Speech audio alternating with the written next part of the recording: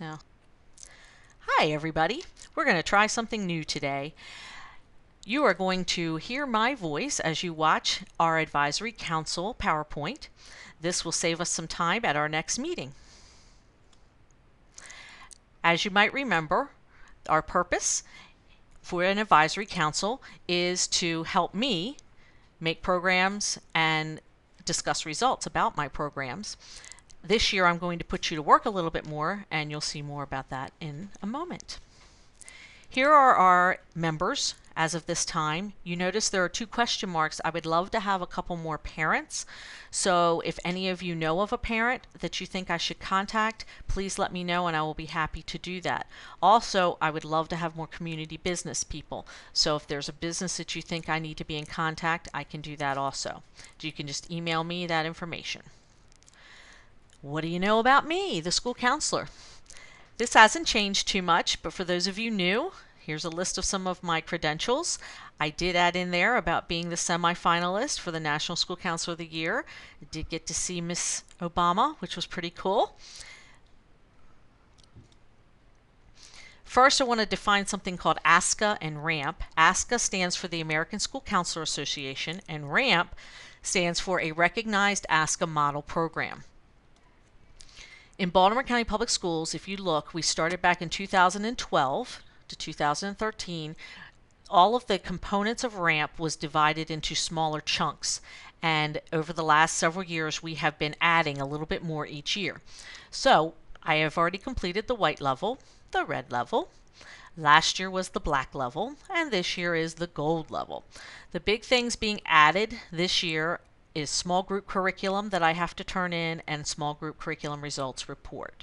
I'm almost done all this paperwork, not quite, but just about. It's due by the end of October.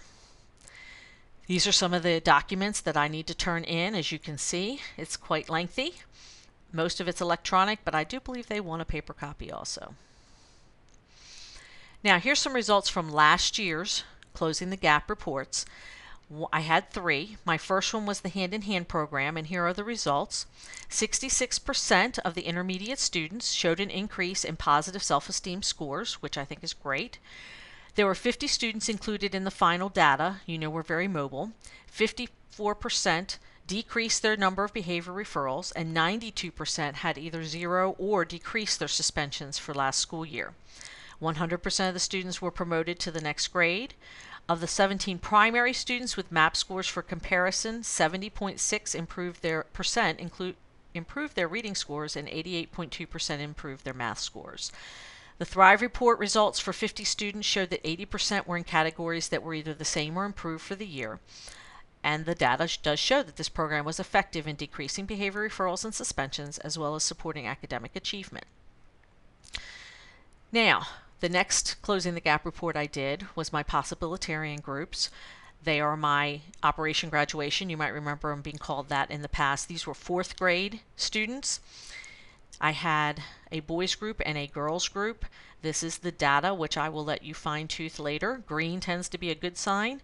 Blue means things stayed the same. And red, of course, would be a negative downturn. The data for this, if you analyze it, is that the mixed results behaviorally, there's 12 students involved, 5 of the 12 decreased their number of referrals, and there was a 45% decrease overall for these 12 students for the number of referrals they had last year to the number of referrals they had this year. So that's very positive. Only 1 of the 12 was suspended, and that was only once. Academically, 11 out of 12 had passing grades, and 33% had a 3.0 GPA or higher in reading, and 50% at the end of the year had a GPA of 3.0 or higher in math.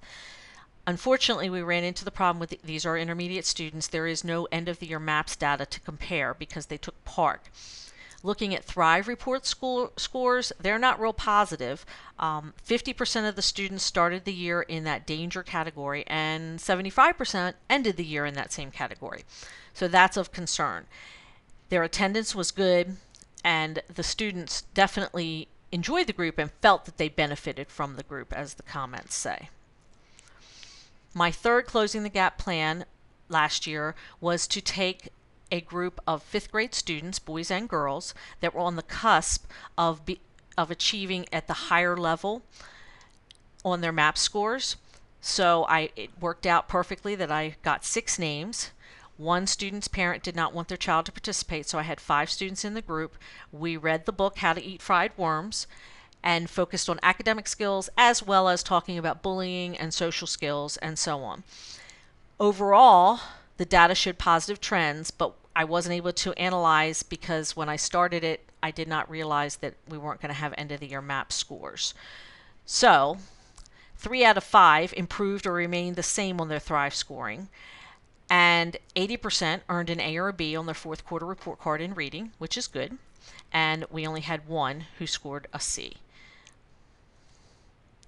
So overall, in Baltimore County Public Schools, my job is divided into 3 C's: counseling, consultation, and coordination. The counseling has 3 focuses: individual, small group, and classroom development. Okay. Individual counseling, I do not do long-term counseling, though I am licensed in the state of Maryland to do that. As a school counselor under that title, I have to share myself with all of the boys and girls. So if it's something that seems to be more in-depth or a problem that needs more long-term attention, I will refer out. Small group is also done. Scheduling it can be a big concern. I try to do my groups during lunch, but you only have so many lunch times each week. And then I do classroom lessons. Programs that I'm responsible for, I do peer mediation. This year with our Bionic, I am not doing the technically possibilitarian groups. I'm doing 3 leadership groups, 2 with boys and 1 with girls. My hand-in-hand mentor program, mother-daughter and father-son movie nights, parenting classes, Lego Club, Guys with Ties, Girls with Pearls, the food drive, holiday gift program through Community Christian Church, the Peace Assembly, and the free and reduced meal forms. This is a list of committees that I am on. I'm not going to read all of those to you. As far as funding, we do use Title I funds for the parenting class. Kenwood Park Apartments gives me a donation that I can use for a variety of things, mainly peer mediation, but also Guys with Ties, Girls with Pearls. For the holidays, I decided to include all of the people that donate so that you could see what's involved. This year, MotionSoft is going to continue to help us with the food drive, but they are now located in Rockville, so I'm going to have to pick up all the items in Rockville. That'll be arranged later. I am still working with the 175th Wing Maryland National Guard unit about possibly getting the turkey gift cards. They gave us $300 and we were able to purchase $15, $20 gift cards for our turkeys for last year, so I'm hoping that will happen again. We're always looking for sponsors for Guys with Ties, Girls with Pearls program. This year, parent and business donations, and also the 21st Century Grant we are looking into applying. Here's some upcoming events with their dates. The big thing is, every 3 years I like to do a career day. I have already put it on the master calendar. It's going to be Tuesday, April 19th, 2016, and my goal is to have this council, those of you listening, to coordinate this event and to help me plan this event. You'll be my career day committee. I need volunteers to start planning and recruiting speakers. We want to try to involve our parents as speakers. Generally, I do this for grades 3 through 5, but that doesn't mean we can't consider the primary grades. Previously for Career Day, we had more than 24 presenters stationed throughout the building, and the students in grades 3 through 5 were broken into groups of between 12 and 15, and each one had an adult. The students rotated after every 25 minutes, so they got to see 3 different speakers. It was all done in the morning. We gave the speakers refreshments, thank you letters, and a small gift. The big concerns we had were finding enough 24 plus locations and the sound, because if we put 5 or 6 speakers in the gym, it can be really hard for the students to hear and the speakers to get their message across. So we have other possible ideas. We could keep the classes in the classrooms and move the presenters and have the students stay in the larger groups. We could include primary grades in some way. We could do an AM and PM, and we could have guests visit more than one day. So we're going to discuss this at the meeting on October 6th, which is next week. thoughts and ideas. Bring any ideas or thoughts to our meeting. It is at 8:15 here at Shady Spring, and I look forward to seeing everyone there. I will send a reminder. And then our second quarter meeting, just to put it on your calendar, is Wednesday, December 9th, and it will be at 8:15 also. Thanks for listening. This was a new experience. Have a great day.